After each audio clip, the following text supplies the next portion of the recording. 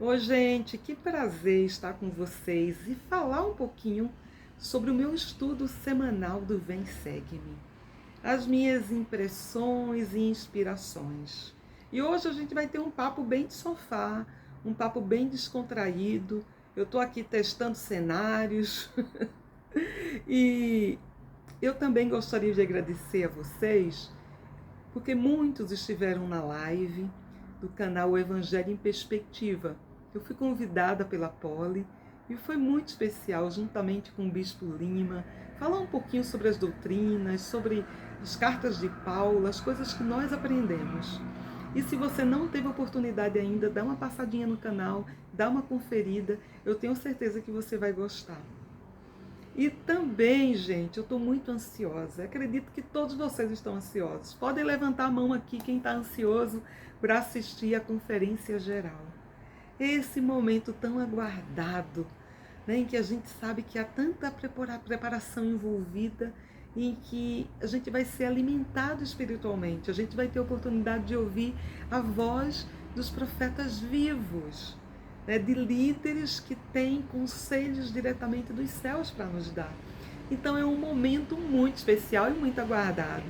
Claro que todos nós, quando ficamos sabendo sobre o presidente Nelson, ficamos ali com o coraçãozinho apertado, mas a gente sabe que o Senhor sabe tudo, Ele tem propósito para tudo, e que bom, nós temos a tecnologia, e não será por isso que Ele não estará, de certa forma, conosco, né? Nós ouviremos a sua mensagem, e vai ser maravilhoso, né? Vai ser uma conferência diferente e especial. Que o Senhor nos abençoe para que a gente tenha sintonia com o Espírito, para ouvir e fazer e aplicar na nossa vida aquilo que a gente precisa. Mas hoje eu vou te contar.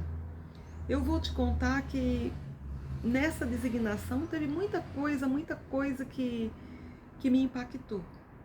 Mas especialmente no último capítulo da designação, e é o último capítulo de Gálatas, é Gálatas 6, versículo 7. Diz assim: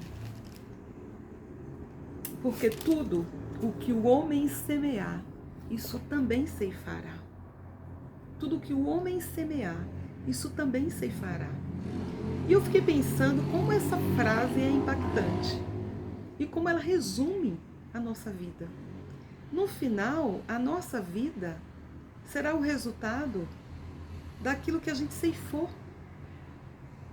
Então eu fiquei imaginando ali um agricultor, né? Ou você que de repente ama plantas e você já teve a oportunidade de ver o crescimento ali de uma plantinha, de uma flor, e de como isso requer cuidado, atenção, de como você vai ter que observar o solo. Ah, precisa de água, não precisa de água, ah, precisa de ar, ah, precisa de luz. E como você vai alimentar e vai observar o crescimento. Crescimento esse que às vezes pode demorar anos e anos e anos, até colher os frutos. E a alegria, eu sempre lembro do meu cunhado Braz em Recife, porque ele sempre gostou muito de plantar. Né? E eu lembro dele plantando manga, mamão, e a alegria dele dizendo: olha, tá cheio de abacate, olha, tá cheio de mamão. E assim são os frutos. Então, que a gente possa refletir um pouco. Se a vida é exatamente aquilo que eu plantei, aquilo que eu semeei, o que será que eu estou plantando? Quais são os frutos que eu estou plantando? Será que eu estou plantando frutos de obediência, de honestidade? O que eu vou colher depois? Como vai ser a minha colheita? Será que ela vai ser abundante? Será que eu vou ficar feliz com ela? Ou será que eu vou pensar, poxa vida, foram poucos os frutos, poderia ter sido melhor? Então, o apóstolo Paulo, ele nos dá um exemplo e uma grande lição. Então, se a vida é o resultado de tudo aquilo que eu semeei, gente, eu preciso ter mais atenção. E eu preciso ter muito cuidado com aquilo que eu estou semeando. Porque nesses capítulos, o apóstolo Paulo ele fala outras coisas. Ele fala, por exemplo, sobre os frutos do Espírito. Ele fala sobre os frutos da carne e os frutos do Espírito. Então ele fala sobre a idolatria, ele fala sobre o adultério, ele fala sobre a desonestidade, sobre a fornicação, várias coisas. E aí eu fiquei pensando, poxa vida, quem é que colhe os frutos da carne? É aquele que plantou os frutos da carne. Então, se eu tenho uma vida extremamente carnal e se eu estou muito preocupada em satisfazer os meus apetites, né? Vamos dizer que eu amo uma bebida e eu coloco lá uma cerveja na minha vida, né? E eu tomo todas. Eu preciso ter cuidado, porque na hora que eu planto isso, eu vou colher as consequências disso. E, gente, é tão triste, porque na hora que eu decido colocar uma garrafa na minha vida, eu posso destruir a minha vida, destruir a vida dos meus familiares, das pessoas à minha volta. Esse é só um exemplo entre tantos aqueles daquela lista que Paulo citou sobre os frutos da carne. Os frutos da carne, quem colhe, precisou plantar um dia. Então, quando alguém faz um ato, né, o adultério, por exemplo, primeiro essa pessoa plantou essa semente. Como é que ela planta a semente? De repente ela começou a flertar com o pecado, se colocou em situações de risco, não se fortaleceu espiritualmente e se aproximou tanto do pecado que um dia caiu. Então, na hora que eu semeio os frutos da carne, eu vou colher os frutos da carne. Foi eu que escolhi semeá-los. Da mesma maneira, eu posso escolher semear os frutos do Espírito. Eu posso decidir os frutos que eu quero colher na minha vida. E, gente, isso é um exercício da vida inteira.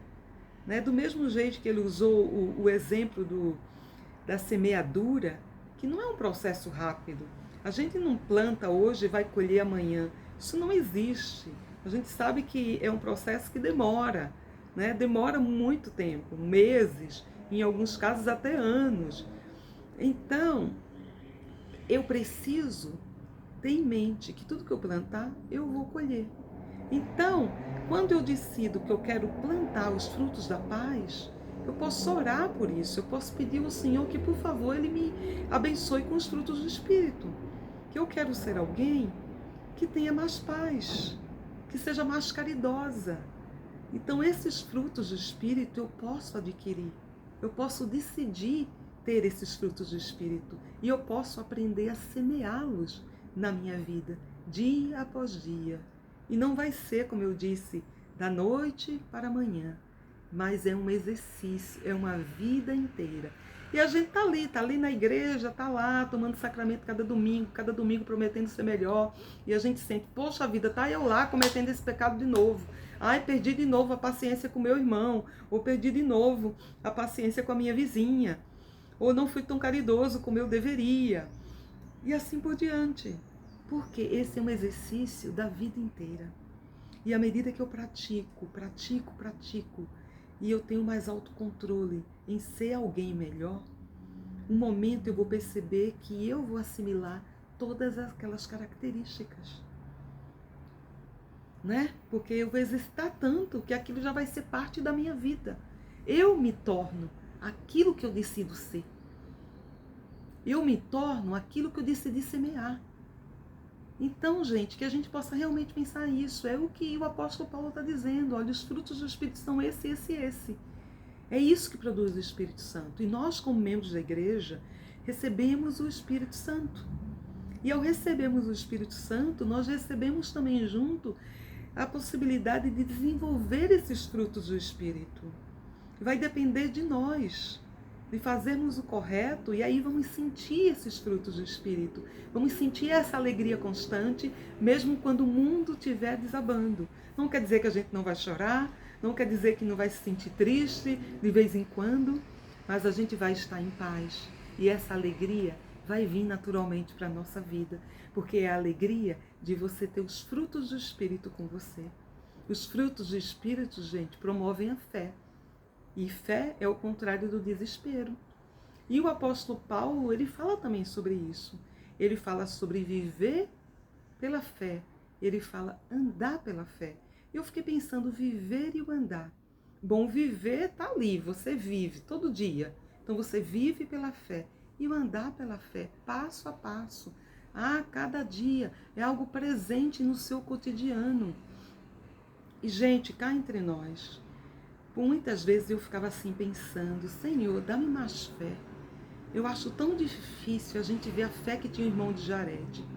A gente vê a fé que tinha, né, tantos dos apóstolos e as curas que a gente encontra nas escrituras. E às vezes a gente pensa, Senhor, será que está me faltando fé? Ou porque eu tenho uma fé tão pequena? E aí a gente aprende que a fé também é uma escolha. Eu também decido desenvolver a fé. Eu vou ser responsável pela minha fé, se é grande ou pequena, né? Se eu vou ser responsável pela minha fé ou pela minha falta de fé. Porque eu escolho desenvolver essa fé, gente. Há muitos céticos no mundo, há muita gente que não acredita em nada. Mas essas pessoas decidiram não acreditar. O mundo acredita em coincidências.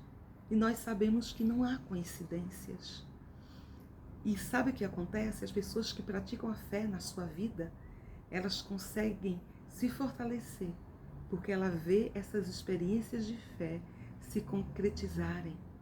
Olha que interessante, porque a fé é exatamente acreditar no que você não vê. E a gente vive um mundo que as pessoas precisam ver para crer. Lembram de Tomé?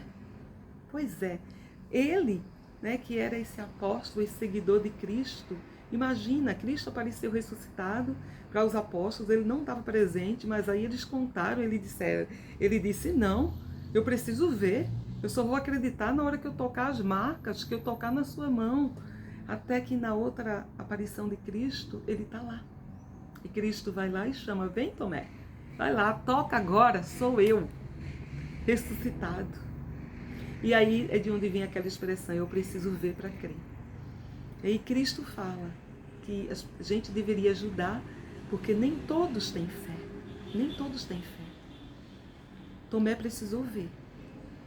Mas mesmo que ele não tivesse tanta fé, talvez como os outros, a partir daquele momento, a fé dele foi fortalecida. Ele precisou ver esse milagre na vida dele para realmente acreditar. E o que acontece com ele? Ele sai em muitas missões. Tomé agora era um homem transformado depois dessa experiência. Ele serviu várias missões, inclusive na Índia, onde dizem que ele morreu martirizado, morreu com flechas, né? Ele foi literalmente perseguido e morreu defendendo a fé que ele tinha, a fé em Cristo. Lindo, né, gente? Ou seja, a fé a gente também desenvolve. Podemos desenvolver a nossa fé como desenvolveu Tomé. Mas para que a gente desenvolva, a gente precisa ter o desejo. E depois que a gente soube, gente, a gente precisa colocar em prática. Porque aí você tem uma resposta do Senhor. Mas aí esquece? Não, eu preciso ir adiante, como ele fez. Ele serviu várias missões, ele morreu pelo Evangelho de Cristo. Então que a gente possa lembrar, a fé é uma escolha. Eu decido ter fé. E a fé em Jesus Cristo é a fé que nos salva. Essa é a fé que nos salva. Porque eu preciso ter fé em Cristo para poder acreditar que eu preciso guardar os mandamentos. Sem fé a gente não guarda mandamento nenhum, porque vai ser muito difícil. Eu preciso de fé para passar pelas tribulações da vida, para entender esse plano muito maior. E à medida que a gente exercita, que a gente faz com que essa semente cresça, que a gente cultive, o que acontece? A nossa fé, ela explode, ela fica grandiosa, ela fica imensa, mas porque a gente praticou.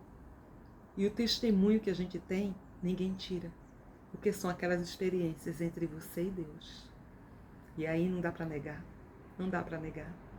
E quando a gente vê tantos exemplos de homens e mulheres que exerceram a sua fé, é maravilhoso. Quando a gente vê Joseph, o evangelho foi restaurado pela fé de um menino de 14 anos de idade, que foi lá com toda a fé do mundo, acreditando. Gente, nós precisamos acreditar mais e precisamos visualizar mais aquilo que acreditamos.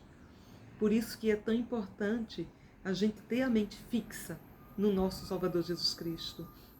Achei lindo uma citação do presidente Kimball, que eu vou ler para vocês, que diz assim: não seria sábio que o Pai Celestial nos desse provações para superarmos, responsabilidade para desempenharmos, trabalho para fortificar nossos músculos, tribulações para provar nossa alma? Não deveríamos ser expostos às tentações para testarmos nossa força, às enfermidades para aprendermos paciência, à morte para sermos imortalizados e glorificados? Se todos os doentes por quem orássemos fossem curados, se todos os justos fossem protegidos e os iníquos exterminados, todo o programa do Pai seria anulado. E o princípio básico do Evangelho, o livre-arbítrio, seria destruído.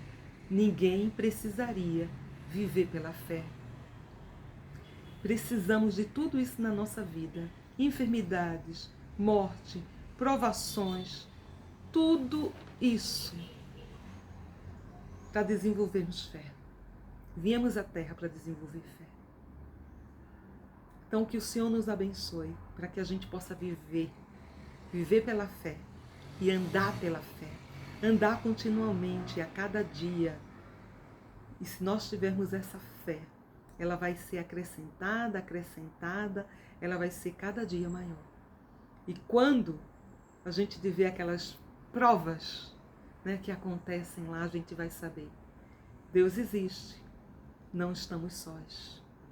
E o mundo pode dizer que foi coincidência, mas nós sabemos que não foi coincidência, que Deus esteve lá todo o tempo, nos abençoando, nos guiando, nos protegendo. Eu só vou finalizar com uma experiência que eu passei essa semana. Eu precisei voltar até o hospital onde meu marido foi hospitalizado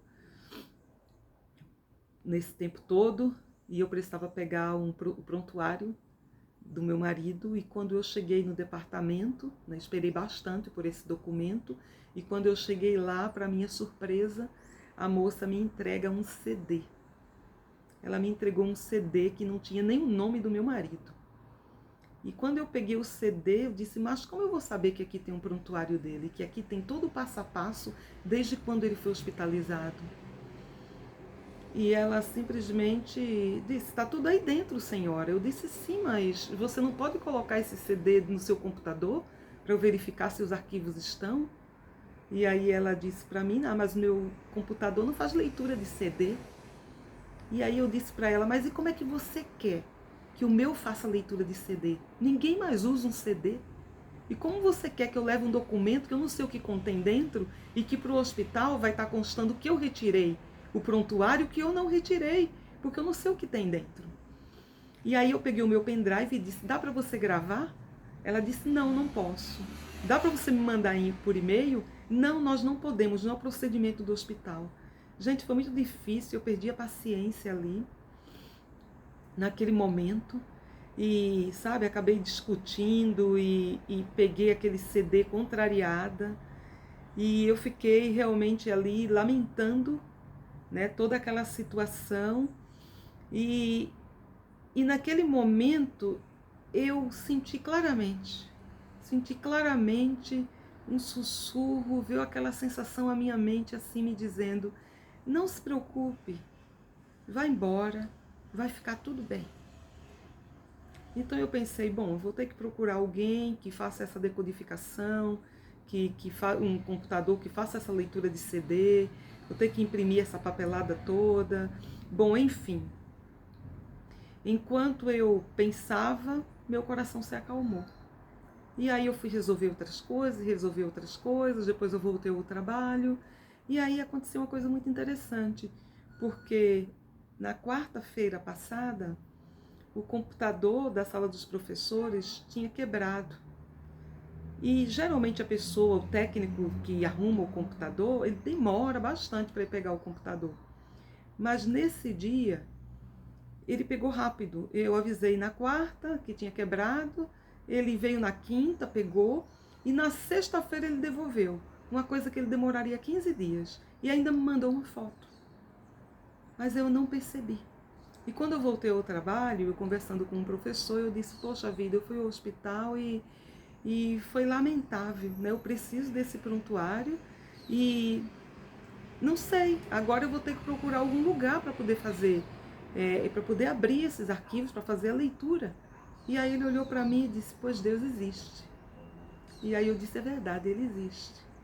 E aí ele disse, olha para aqui, olha para esse computador. E aí quando eu olhei o computador que o rapaz havia consertado, ele havia trazido um computador novo, né? Novo assim, porque é antigão, mas ele trouxe aquela parte do HD do computador nova, né? E quando eu olhei, estava lá. Ele tinha gravador de CD. Coisa que eu não tinha na escola inteira, coisa que eu não tenho na minha casa, que praticamente em lugar nenhum mais existe. Eu tinha um gravador de CD. E imediatamente eu sentei no computador, coloquei os CDs que eu tinha, eu pude gravar os arquivos que eu precisava, salvar no meu pendrive. Ou seja, tudo que o hospital tentou dificultar, eu consegui ali em poucos segundos. E naquele momento eu fiquei pensando, o Pai Celestial sabia, ele sabia todo o tempo. Naquele momento, aquele sentimento de paz, não se preocupa, vai embora, vai ficar tudo bem. Eu sabia que alguma coisa ia acontecer, mas eu não sabia o que, ou como se daria, mas não tão rápido e da maneira que eu menos imaginei. E ali, na minha frente. Então, gente, pode ser que alguém diga assim, você ficou louca, isso é coincidência. Foi só uma coincidência do técnico trocar e trazer lá um computador que tivesse o leitor de CD para vocês. Mas eu sei que não foi coincidência. Não há coincidência no reino de Deus. Então que a gente possa lembrar disso. E aí nesses pequenos detalhes, nessas pequenas coisas da nossa vida, é que a nossa fé se fortalece. Que a gente sabe que não está sozinho. Deus vive, Ele nos ama, Ele mandou o seu Filho, o mais precioso de todos, para morrer por nós, pagar por nossos pecados, que a gente possa exercer a nossa fé nele, fé na sua expiação, fé que vai ficar tudo bem, aconteça o que acontecer na nossa vida, que a gente possa se banquetear com uma conferência amanhã, que a gente possa se deliciar, se emocionar, anotar nossas impressões e revigorar a alma para mais 6 meses aí pela frente, até a próxima. Que o Senhor abençoe a todos. Obrigada por seu apoio, por suas mensagens, por seu incentivo, por sua força. E que o Senhor abençoe vocês nas suas dificuldades, naquilo que vocês precisam ter mais fé. E que Ele abençoe com tudo que vocês necessitam. E aquilo que não for possível, que vocês possam desenvolver os frutos do Espírito, paciência, para poder entender. Uma boa semana para todos vocês. Beijão, gente.